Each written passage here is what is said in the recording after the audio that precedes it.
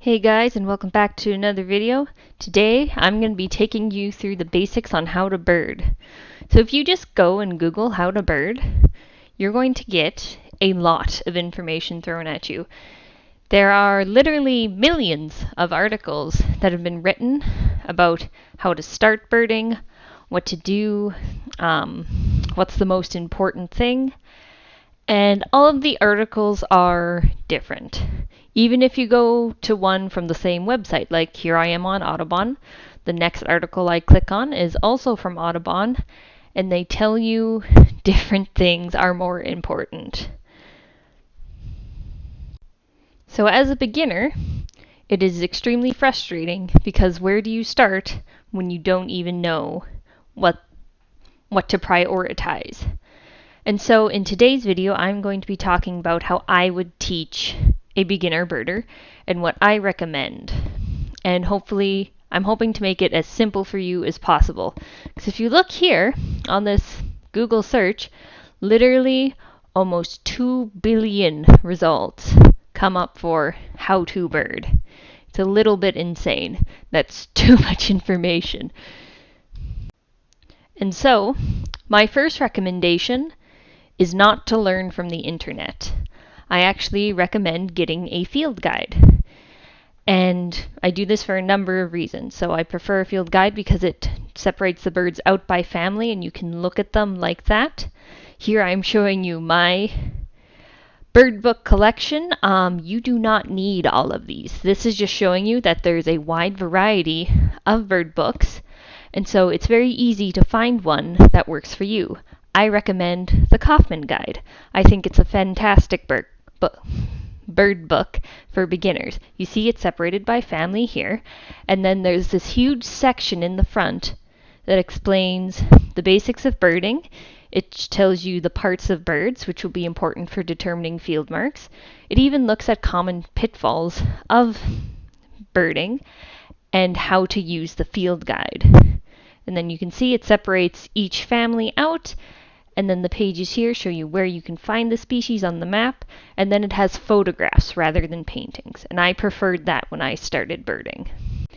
Another reason why I like this Kaufman's Guide is that it is small, so it is easy to take into the field with you, and the pages are water resistant, so if you do get a little rain on it, it's not a huge deal. Another book that I recommend, especially for here in Saskatchewan, is the Sibley North American Guide. So that's all of North America. If you just get the East Guide or the West Guide, you might not necessarily have all the species because in Saskatchewan we're kind of in a weird intergrade zone. So here you can see Sibley has paintings rather than photos, but he does point out more field marks. He does have different information than the Kaufman Guide, but my biggest beef with this is that it's fairly large and I don't like to take it out into the field with me. This book also has a really good introduction, and it goes into even more detail than the Kaufman Guide. So I find Kaufman and Sibley together really complement each other. So I have something I can take out into the field with me, and then I have something I can review at home. As you can see, there's a lot of information in this Sibley Guide. And that's all before you get into actual identification. So when you're beginning birding, you're going to see a lot of different field guides. You're just going to have to kind of go through trial and error and figure out what works best for you. You can go to libraries and check them out, or secondhand bookstores are actually usually pretty good for finding bird guides. But yeah, every book is going to be a little bit different. It's going to be set up different, but it's still going to be organized by family. It's going to have a good introduction on how to bird, and some of them even have information on what binoculars they recommend as well. And so that brings us to binoculars. I would say they are a really important tool in bird watching. And picking a good pair is a topic all within itself. So all I can say is personally, I like to use 10x42. They are lightweight, but they can still see relatively far. So now you have good field guide and good set of binoculars, but I want you to stop. I know you're excited to get out into the field, but it's important that you kind of flip through and get familiar with your field guide and your binoculars first. When you're out into the field, you want to be as prepared as possible.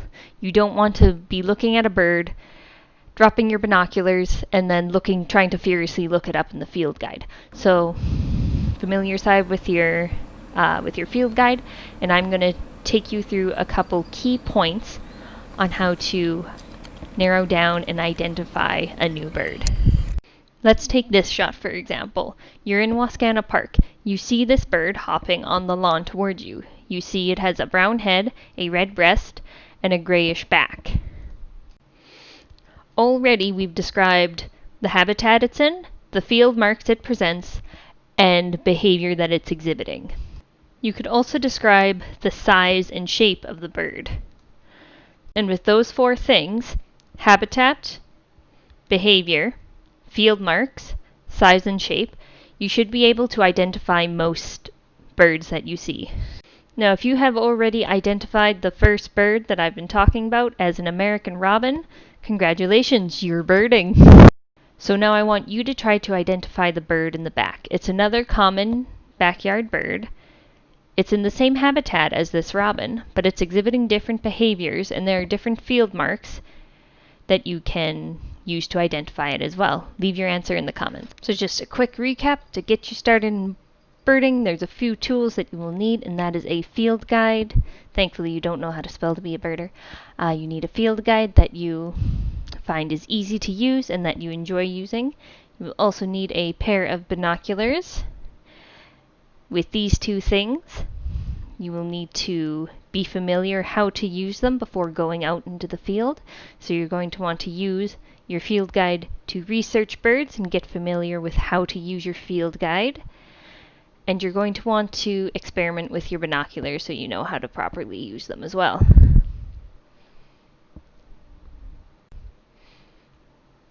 Now that you have a strong foundation, you can go out into the field and you can start looking at birds. And when you see a new bird, the first thing you're going to do is to keep looking at the bird through the binoculars. And there's a few things that you can look for when you see this new bird. There's the 4 things we described when we were looking at that robin and the mystery bird. So you want to look at habitat, where is the bird? You want to look at behavior, what is the bird doing? You want to look at field marks, so that can be colors, facial patterns, wing bars, etc. And then you're going to look for size and shape, which will come with a little bit more of experience. So I know this all seems quick and that I've thrown a lot of information at you very quickly, but this is a very simplified form. If there is interest, I can go into a little bit more detail about the process you use when you see an unfamiliar bird in the field, but lots of field guides will actually do that. So as long as you're building off the foundation you have built, you should be okay. And my other thing that I recommend doing is connecting with experienced birders. They will know local tips and tricks and have a lot of knowledge, and usually they're willing to share it with beginner birders. So that is everything for today's video. I hope you have enjoyed it and you've learned something. Please like our Facebook page and subscribe to our YouTube channel. Bye for now, and thank you to our partners and supporters.